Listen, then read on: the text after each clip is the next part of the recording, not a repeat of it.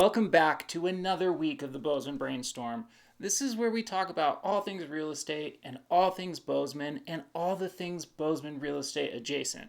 Today we're diving into the hottest topic on all the gossip right now, the Bozeman Yellowstone International Airport, the BZN, formerly known as Gallatin Field. It's no surprise that Bozeman is growing. We covered the city's growth and its effect on crime last week, and with that growth comes an increase in demand for flights. Not only are there more people living here who want to travel, but Bozeman is awesome, and the city's tourism has seen a massive increase as well. Bozeman tourism brought in over $1 billion last year, with almost 1.5 million people traveling from out of state to stay here at least a night. So 20 years ago, the airport serviced 620,000 people through 67,000 operations. And last year, the airport saw 2.5 million passengers in 130,000 operations. Last year is an increase of 9% over the previous year. And this can be felt all over the airport. The tower operations increased 17%, corporate landings increased 10%.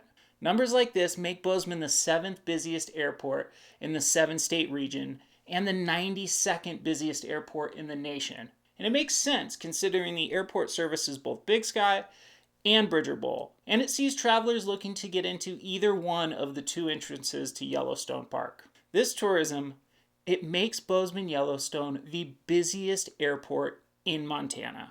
The airport provides service for most of the industry's biggest airlines, including American, Delta, Alaska, JetBlue, and most recently Southwest. There's 9 in total, and they fly to almost everywhere in the country, with direct to 20 cities and year-round direct to 13, all of which act as a means of connecting to international flights to everywhere in the world. The most flown cities out of Bozeman Yellowstone are Denver, Minneapolis, Salt Lake, Chicago, and Dallas, with a new nonstop flight to San Diego just added, and that's being provided through Alaska Airlines. Currently, Delta and United hold the market share of flights, but Southwest is in a close third, and they just started servicing the airport in the last year.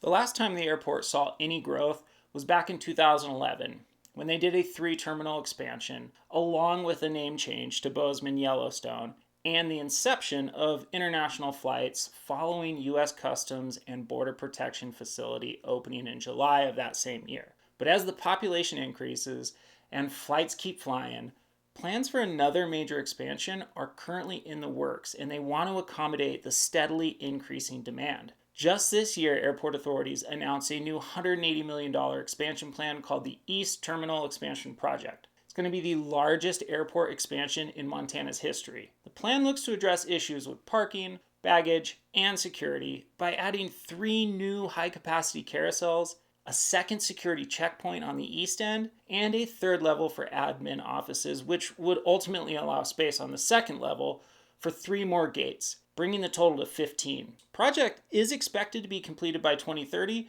and it shouldn't have any effect on the current airport operations. This $180 million will add to the $155 million in improvements that the airport has seen since 2008.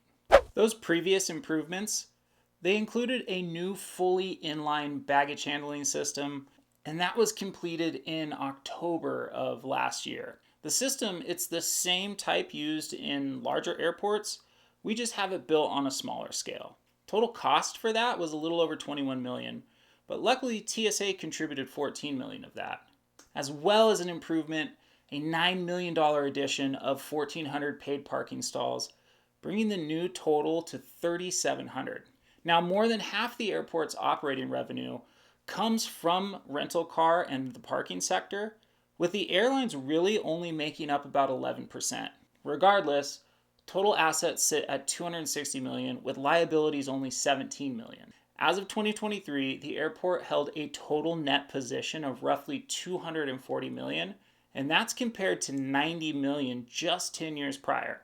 Of those expenses, 64% are made up of personnel costs, that being a 32% increase over just the previous year. So currently the airport sits on 2,700 acres. It's got 4 runways, 3 are asphalt, and 1 is grass, and they're all positioned at an elevation 4,400 feet above sea level. The whole facility sits on the north side of Highway 90 between Belgrade and 7 miles from Bozeman, and it greets its travelers with unobstructed views of the Bridger mountain range when they're flying in.